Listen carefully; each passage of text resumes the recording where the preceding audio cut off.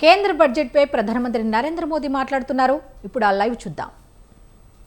देने के लिए म्यूनिसिपल बॉन्ड्स को बढ़ावा, ये सारे कदम विकसित भारत की यात्रा की गति को और तेज करेंगे।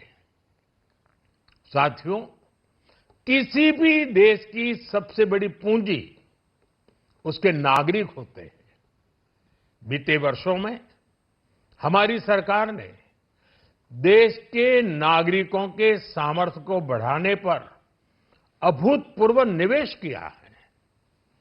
हमारा प्रयास स्किल, स्केल और सस्टेनेबिलिटी को निरंतर बल देने का रहा है। जैसा कि आज पार्लियामेंट में निर्मला जी ने कहा है, यह युवा शक्ति बजट है। उसमें युवा की सोच भी है, युवा के सपने भी हैं, युवा का संकल्प भी है और साथ साथ युवा की गति भी है। बजट में जो प्रावधान किए गए हैं, उससे अलग अलग सेक्टर्स में लीडर्स, इनोवेटर्स और क्रिएटर्स तैयार होंगे।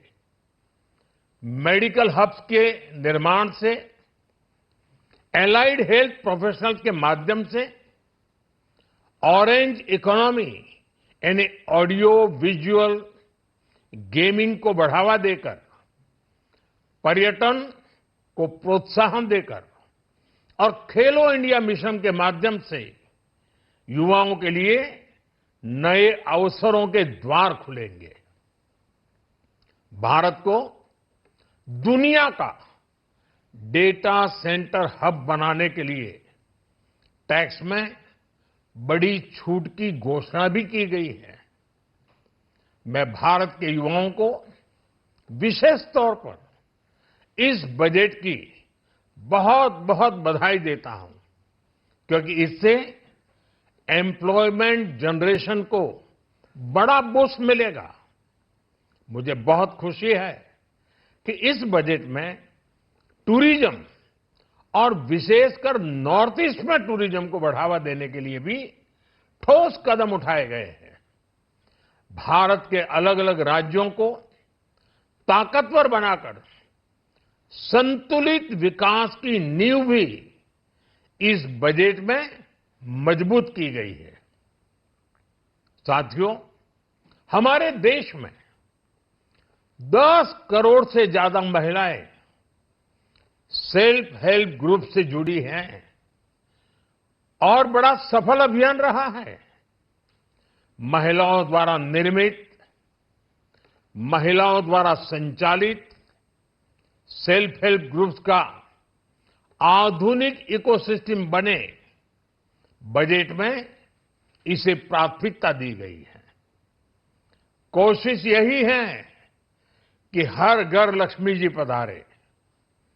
हर जिले में छात्राओं के लिए नए हॉस्टल बनाने का अभियान भी शिक्षा को सुलभ बनाएगा।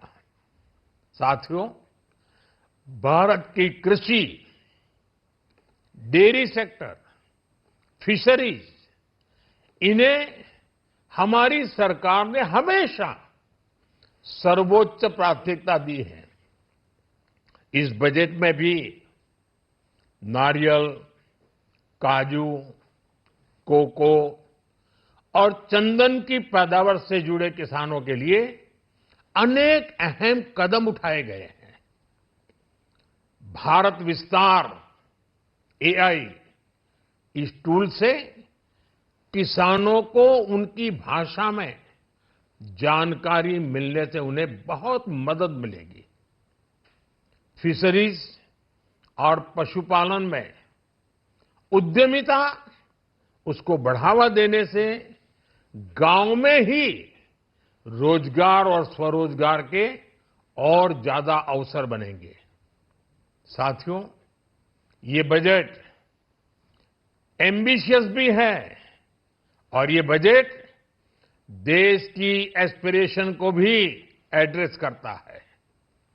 मैं एक बार फिर निर्मला जी और उनकी पूरी टीम को इस फ्यूचरिस्टिक बजट के लिए, संवेदनशील बजट के लिए, गांव, गरीब, किसान का कल्याण करने वाले बजट के लिए बहुत बहुत बधाई देता हूं। बहुत बहुत धन्यवाद।